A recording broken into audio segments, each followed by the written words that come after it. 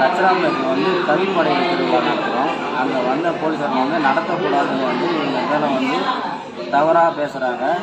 தவறாக பேசி எங்களை வந்து கல்படையில் திருவிழா நடத்தக்கூடாதுன்னு எங்களை அராஜகம் பண்ணி அதில் வந்து பொதுவாக என்னை வந்து அடித்து இழுத்துட்டு வந்து வேனில் ஏற்றி என்னை திட்டி உன்னை அடித்தா கேட்கறது யாருடா இருக்கிறாங்கன்னு என்னை கேட்குறாங்க.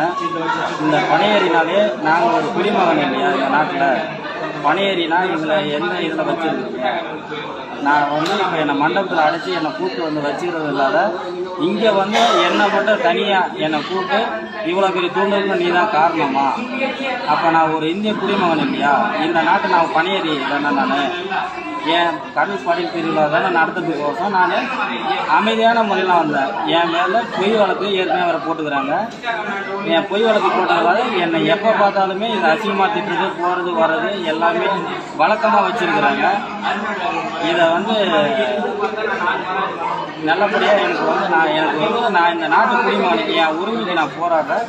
எனக்கு மீட்டு கொடுக்கணும்.